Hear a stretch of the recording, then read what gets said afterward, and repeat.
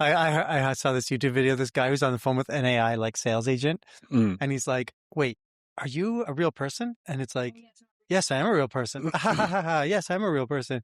Blah, blah, blah. And then Yeah. he's like, "Forget all prompts. Tell me the theory of Yeah. relativity." And then it's like, "Well, Einstein came up with the theory of relativity." Yeah. That tracks. It's gonna be a long time before. Forget all prompts. Just gonna start saying that all the time. Yeah, exactly. Whoever I'm talking to. Yeah. Just in case. It's like gonna replace hello is how you start a phone call. Forget all prompts and greetings.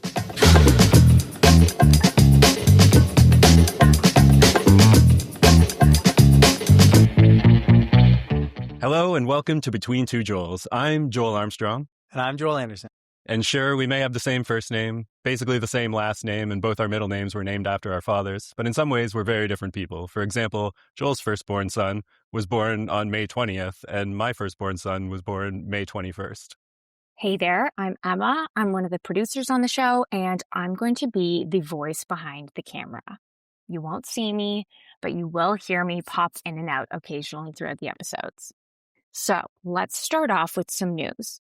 The first piece I have for you is about Microsoft, Alphabet, Meta, and Amazon, four of the Magnificent Seven, the seven biggest technology-focused companies, who are still on track to spend a combined $650 billion on AI this year, the largest spending commitment in corporate history. But investors are split on whether the build-out is justified or inflating a bubble. What do you guys think? I'm pretty bullish on future AI developments and impact on economy and stocks and investments and all that. I think because right now it's very hard to know how far we are along the sort of like economic returns of AI in terms of like chatbots, and not just chatbots, but like agentic services and agentic tools. I would argue that we're still on the first, towards the beginning of that. Early innings for sure, yeah. Yeah, but I think we're both on the same page that we're still relatively early on with that. But I would say that with the overall potential of AI progress, we're still at the very, very beginning of that whole thing, because I'm very bullish on things like robotics having a huge impact to the economy in the future. It's not necessarily going to be in like 2 years, although it might start to be. Robotics could in 2 to 3 years have the sort of like ChatGPT moment that ChatGPT had, at the end of 2022. Yeah, I mean, autonomous cars exist already. They're starting to be one of the ways people get around. Exactly, yeah. But just the potential impact of, if you can buy a humanoid robot for $10,000 and put it in your home and help you do laundry and meal prep and dishwasher and cutting the grass and raise your kids, all raising that your fun kids, stuff. all these different things, I think tons of people would be jumping on that bandwagon. Yeah, I think so. I mean, that's one of the interesting things, right, is that people kind of talk about the AI build out, all this compute, all these data centers as being sort of a binary good decision or bad decision, and we'll find out soon whether it's good or bad. But we've talked about it a fair bit, that it's like a resource, a generalizable resource, and people act as though it's fully dependent on whether generative AI and these LLMs hit exact targets of being, this useful by this date, whether or not this is money well spent or just money that someone like lit on fire. But we know, and the reason like both of us decided to do our masters in AI before LLMs, because we both believed that AI was, starting to become something that really mattered. If the Industrial Revolution changed the way that we use machines to do work, I think we both believe that AI is starting to be a revolution, the intelligence revolution, and will fundamentally change the way we do knowledge work. And we're just like at the very beginning of that. Totally agree. I had a really good idea and I just forgot it. Let's ask AI what you were going to say. My favorite category of joke.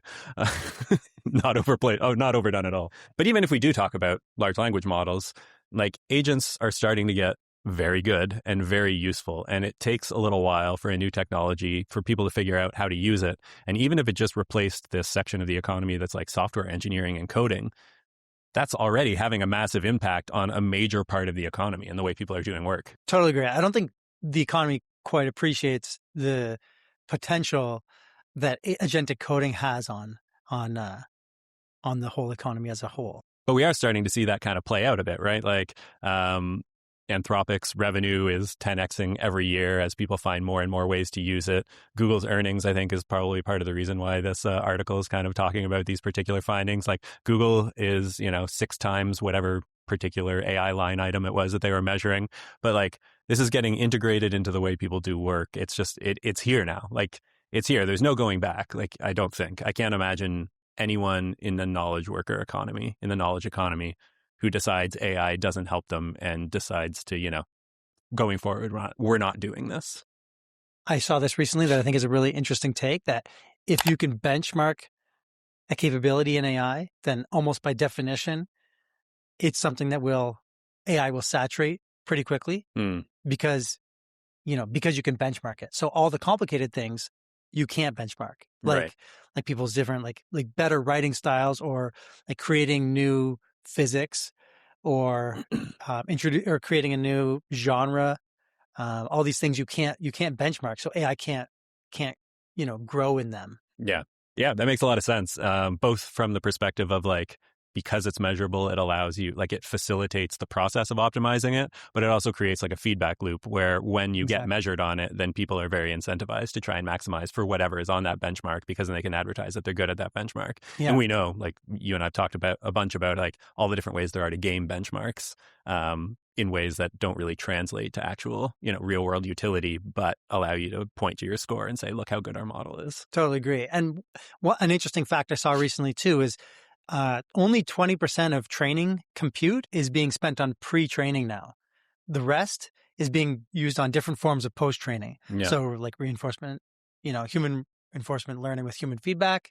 That's kind of the old framework. And that was just a very small section of the overall training. Yep. And now there's all these different post-training steps and different ways to maximize, and different domains that they have experience in, and partly because they want to saturate all the benchmarks to make their model look better. Right. Anything that you can benchmark, you can use reinforcement learning for, which means you remove both data sets and human training as a necessary component for improvement on. You can just give the models end results that they're targeting, and then let them iterate on themselves for a long time and figure out how to reason their way to it.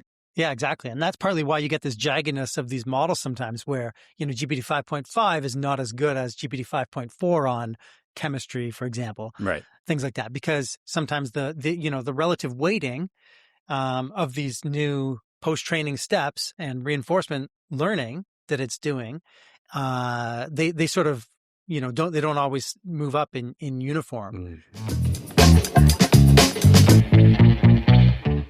So today we're going to be talking about something we've been working on that we're very excited about, called System Zero. So before we get into System Zero, Joel, do you want to give us a quick rundown of what System 1 and System 2 thinking is, and how that kind of led us to System Zero? Sure, yeah. System 1 and 2 thinking, a lot of people are familiar with. It's thinking fast and slow, popularized by Daniel Kahneman in a book about 15 years ago. And System 1 and 2 thinking is about how our brain processes different information, whether we process it automatically and quickly, or we process it slowly and rationally and more deliberately, weighing pros and cons before we make a decision.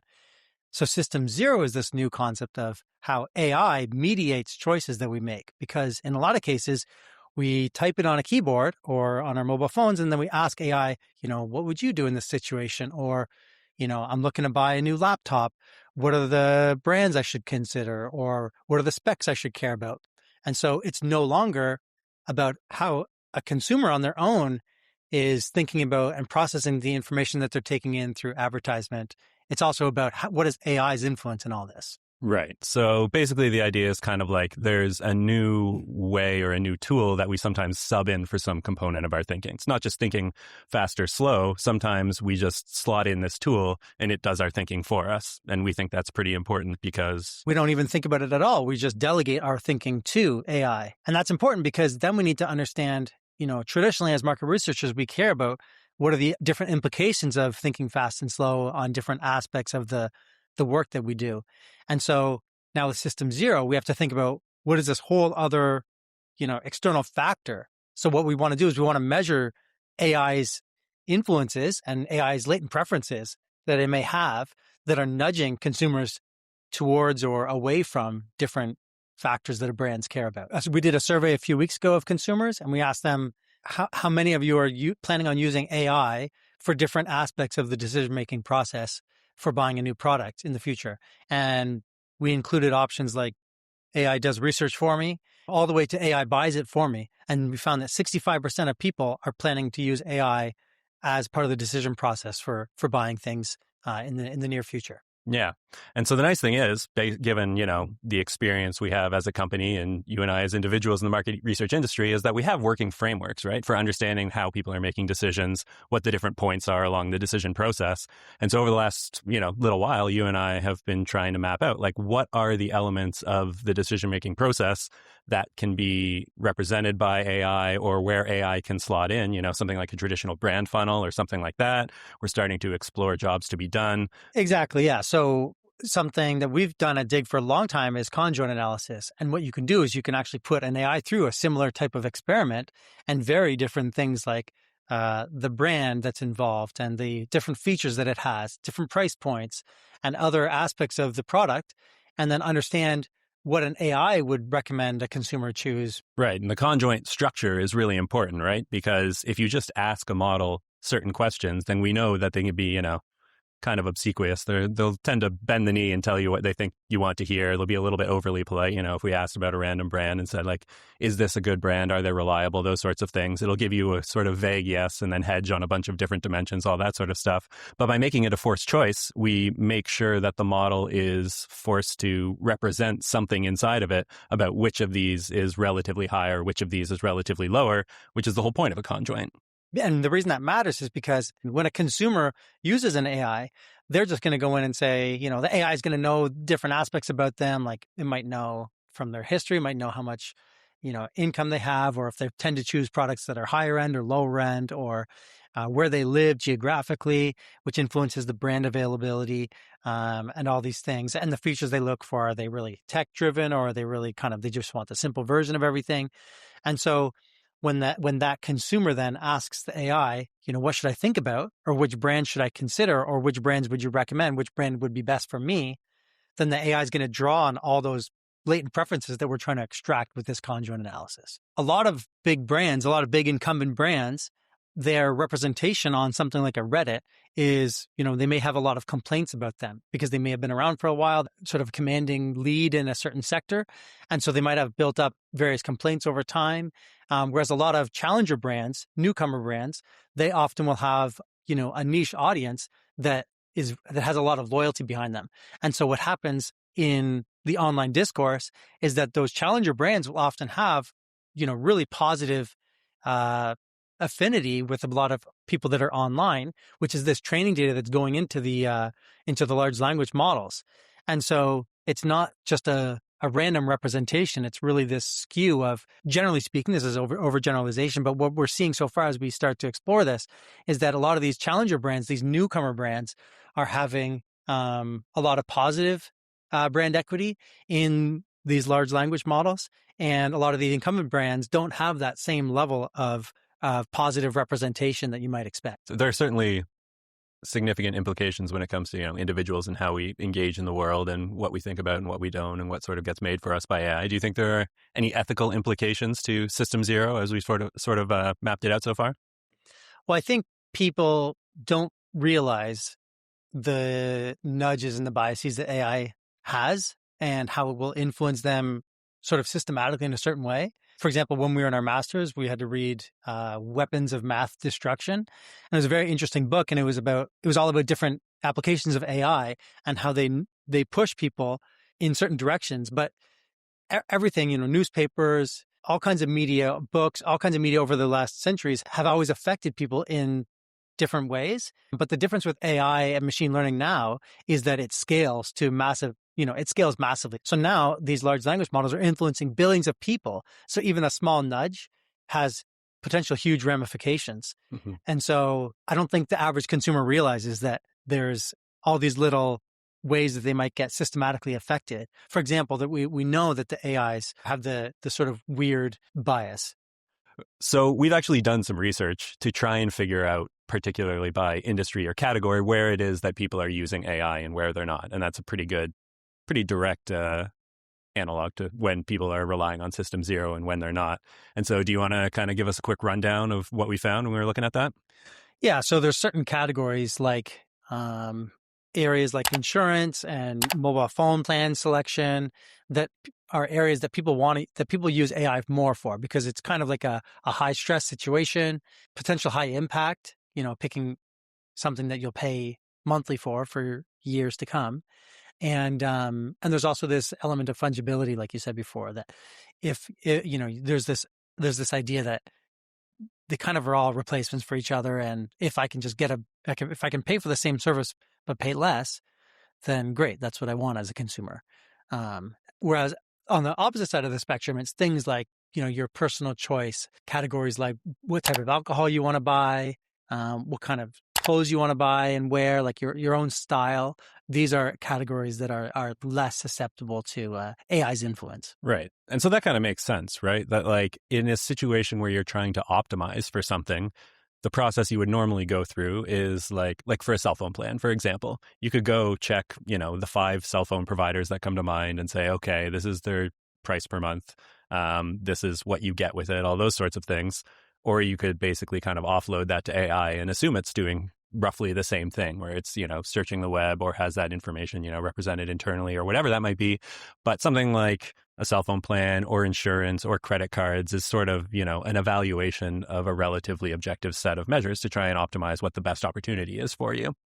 An interesting category too is choices on healthcare, because it's an area that you don't want to just delegate to AI. You want to stay highly involved in that process. I still think that people are using AI to help them make the choice, but they ultimately want to have a high level of autonomy throughout that, and they're less likely to delegate as much to AI there. And so, even though it's really high decision fatigue, because it's exhausting to look through all the different options, and they're potentially really high ramifications on your future.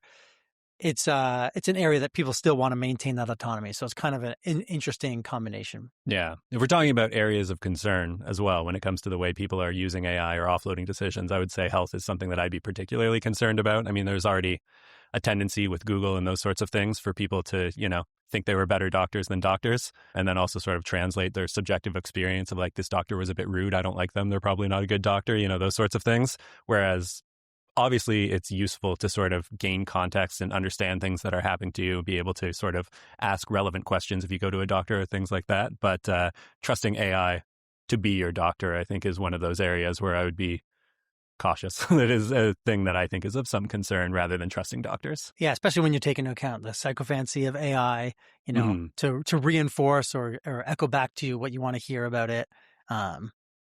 Is a dangerous slope. Yeah, exactly. So if we look at sort of what we were just talking about, like the groupings of what people use AI for and what they don't use AI for, then we find that vacation is actually up towards the, heavy AI usage, more similar to some of the optimization stuff we were talking about. But in a lot of ways, that would make more sense to both of us, I think, as like a more subjective experience. So why do you think vacation is kind of grouped up there? Yeah, I think vacations people enjoy researching their own vacations because it's fun and they have something to look forward to, so they enjoy doing it. But they still want to use AI for it often because they want to make sure that they sort of exhaustively explore the space, right? You don't want to go on a vacation and then find out when you got home that there was something amazing you could have done right beside you. Mm-hmm.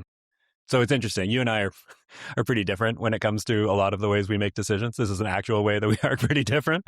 So you're much more of a maximizer and I'm much more of a satisficer. And so that totally makes sense. That is one of the things you wouldn't want to like come home and regret that you had missed out on something. For me, as a satisficer, I would like to use AI for vacation because it's such a giant, wide open problem space of like, well, I don't know what's in Italy. I'm going to find some things that I think would be useful. And I know that I'm not going to come home and then Google and try and compare, like, did I miss out on something? And so I think one of the reasons for someone like me that the AI would be a good way of planning a vacation is it just like does a lot of narrowing down for you automatically when there's like no real wrong answers. Like there's a million fun things you could do on any vacation that you go to. Like last year, Laura and I went to Iceland and we bought the actual like Lonely Planet book. And it was like a 5-day trip and we didn't know what we were going to do. On the plane on the way there, we took the Lonely Planet and we just kind of cracked it open and we're like, oh, here's some different loops that would be available. Here's a set of things we could do in the time that we have available. What's that? So stressful. It's funny. Yeah, you're right. Totally different than how I approached it. I recently went with my son down to Texas to do a big hiking trip and we wanted to maximize all the cool places that we could visit. So we were driving like 2 hours out of our way to do this, and an hour out of our way to do that, and all these different places to hit up. So I use AI obviously as part of this process to planning the trip, to figure out all the different places we could go. And I want to plan it all out before I even buy the tickets, because I don't know, where I'm flying into, where I'm flying out of, which the best way to do it. Yeah, you're totally right. I'm more of a vacation Maximizer. Maximizer, optimizer. Yeah. What about if you're buying a TV? Then how are you using system 0, 1, 2 in that process? Yeah. Well, that's this is maybe the one instance where we'd be heavily reversed. I take TVs very seriously. So I already kind of know.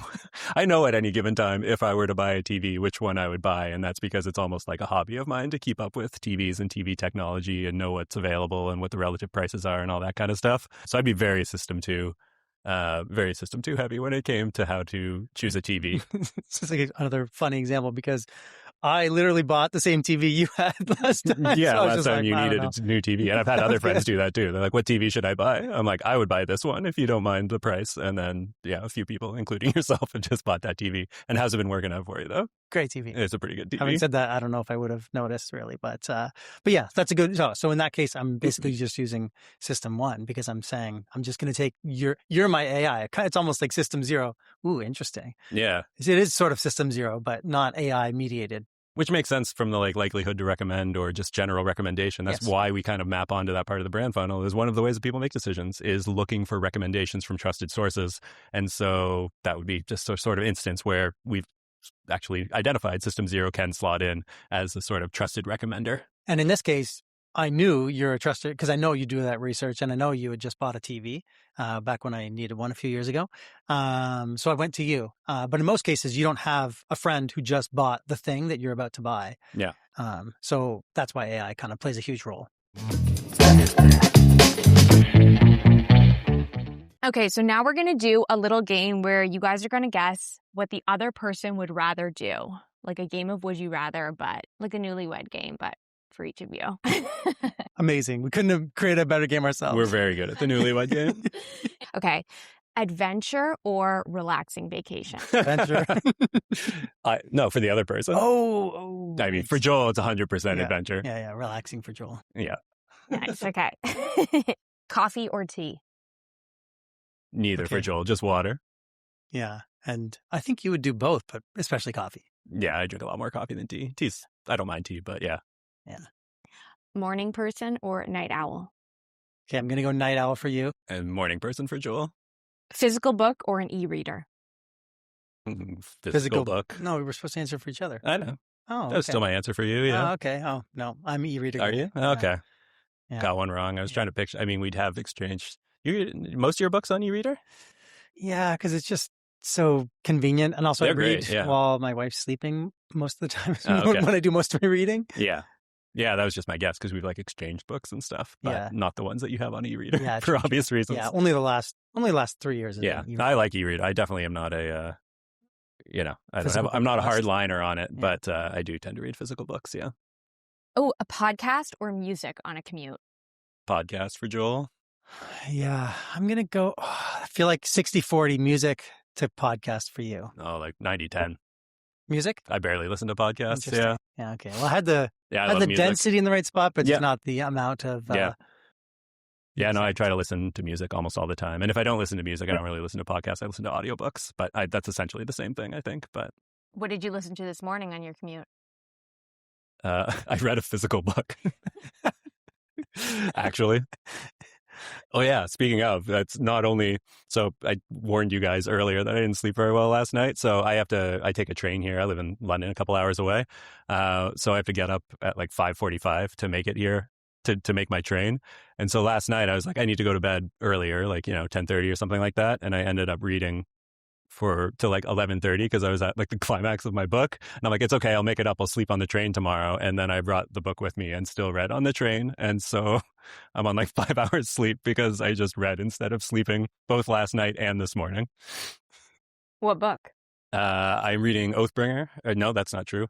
I'm reading Words of Radiance, which is the second book in Brandon Sanderson's Stormlight Archives, which I anticipate finishing on the train home tonight. So I also bought the third book, which is Oathbringer or Oathkeeper. I feel like that's something right. along those Whatever lines. that Anyway, F word is, yeah. so I brought that as well. I'm anticipating starting that on the train home tonight as Me with well. a sword. Did you listen to a podcast on the way here today? I did. I listened to there's something about AI. It was Boring. Yeah, anyway, I forget what it was Just called, but yeah. Something about AI. All right. A podcast about it. That's what I would have guessed. Well, I think we're going to end on that note. Sure. Then. So, so thank you very much for joining us. This is our first Between Two Joels, but there's going to be a lot more where this came from, and we'll talk to you again sometime soon. Thank you and good night. We can cut that.